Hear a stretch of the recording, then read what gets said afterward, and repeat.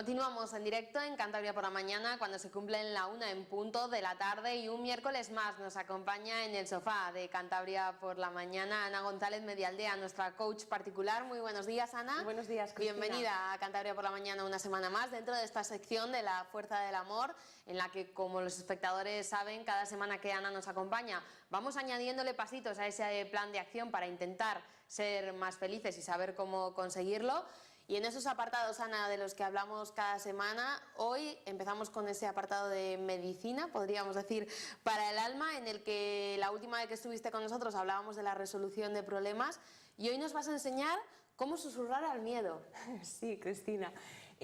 Bueno, a ver, en el estudio de las emociones básicas hay diversas teorías, ¿no? Pero con el objetivo de dar un enfoque lo más amplio posible, vamos a partir de la que postula que todas las personas tenemos 8 emociones básicas, y esas emociones básicas son la alegría, la tristeza, el miedo, la ira, el asco, la sorpresa, el amor y la vergüenza. Entonces hoy nos vamos a ocupar del miedo, Cristina, porque es una de esas emociones que, si no aprendemos a gestionar bien, más nos va a limitar nuestro desarrollo como personas y la consecución de nuestras metas y nuestros objetivos. En definitiva, es de las que más nos va a limitar nuestra vida. La que nos paraliza, quizá. Efectivamente, efectivamente.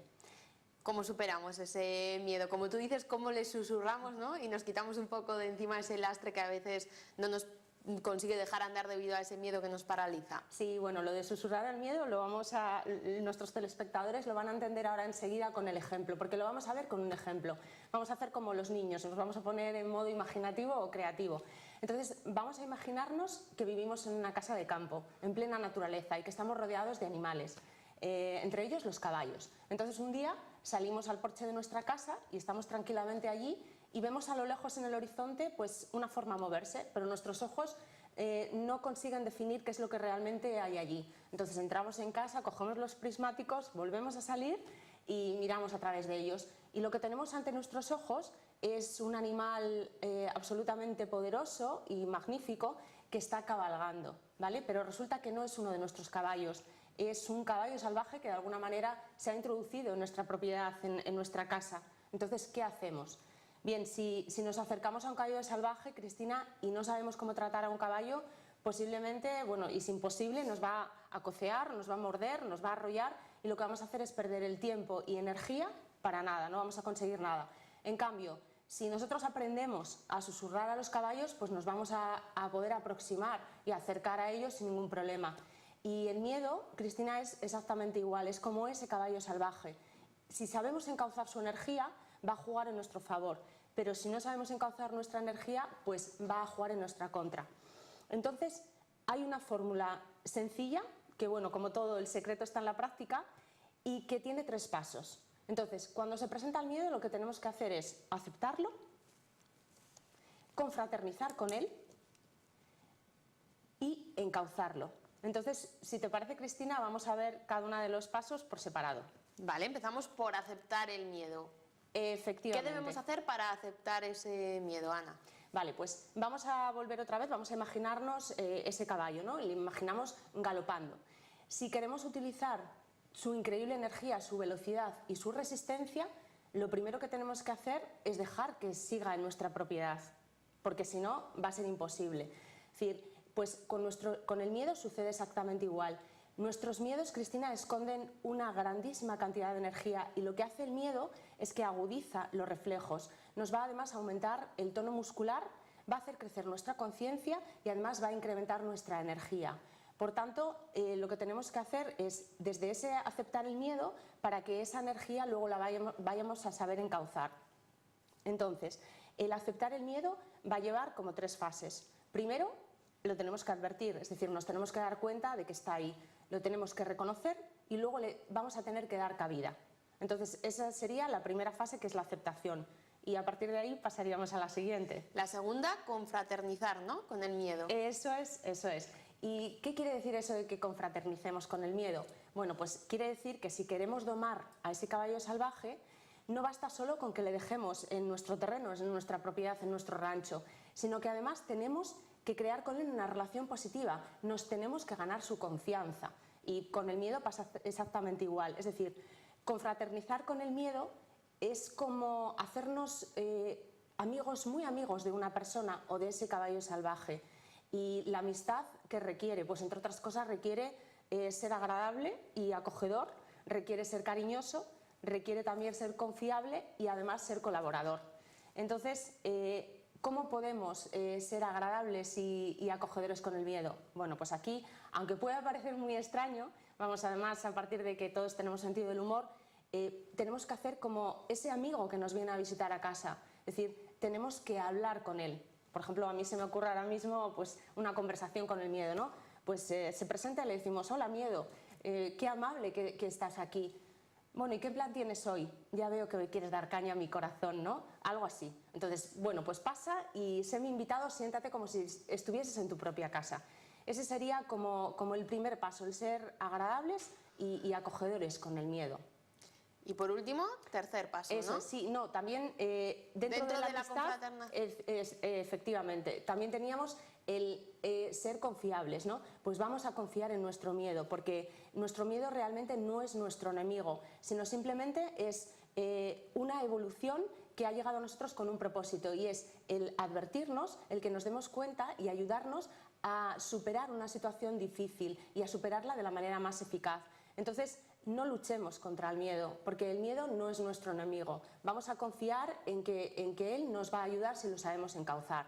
Luego también decíamos que colaboremos con el miedo. Y es muy importante reconocer como que estamos en el mismo equipo, es decir, que somos compañeros y no adversarios, porque realmente, como decíamos, es solamente una señal de que estamos ante un desafío.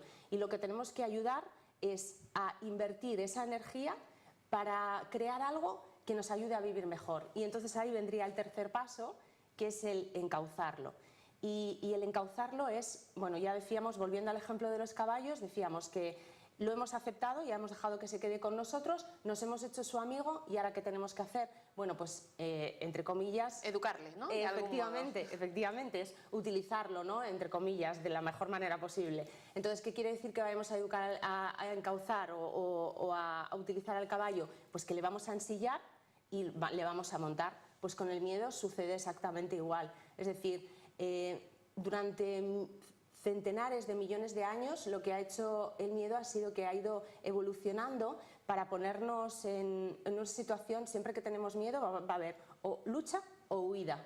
Entonces nos va a preparar el cuerpo para la acción. Y lo que tenemos que hacer aquí es dejar unos instantes a sentir esa energía del miedo, porque nos produce una cantidad de adrenalina increíble. Entonces nuestro cuerpo ya está preparado para la acción. Y es importante, Cristina, saber que cada vez que nos enfrentamos a una situación nueva, da igual lo seguros que estemos, porque siempre vamos a sentir miedo. Entonces, si lo encauzamos bien, nos va a dar muchísima energía para tirar hacia adelante.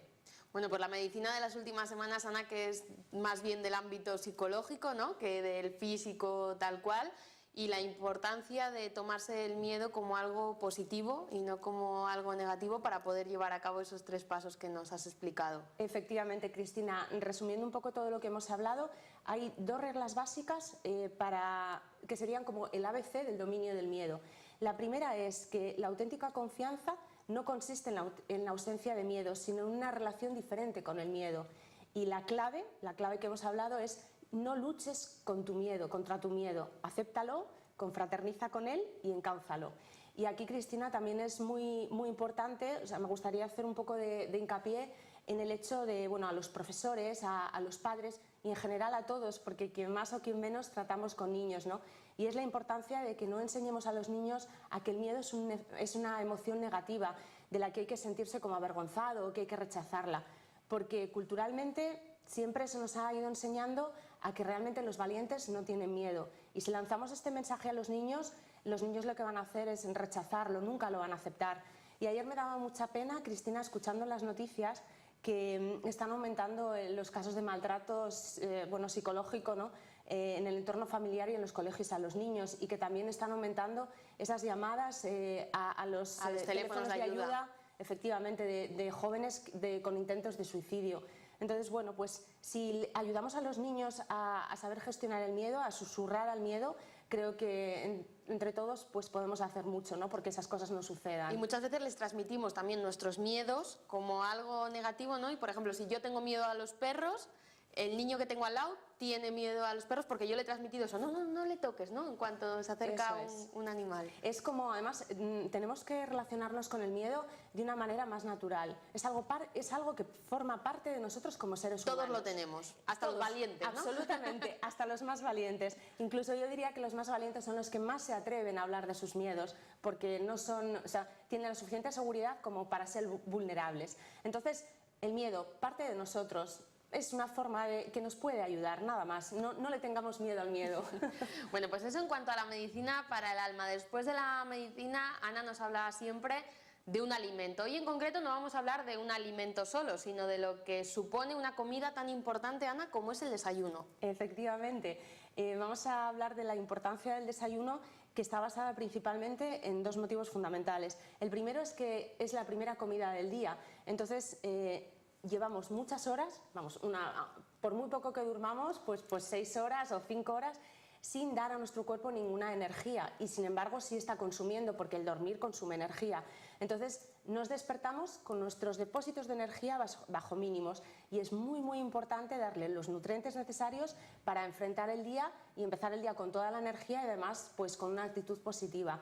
Pero claro, no nos sirve cualquier desayuno, sino que es mejor que sea un desayuno pues, saludable, ¿no? Que contenga todos los nutrientes que necesitamos.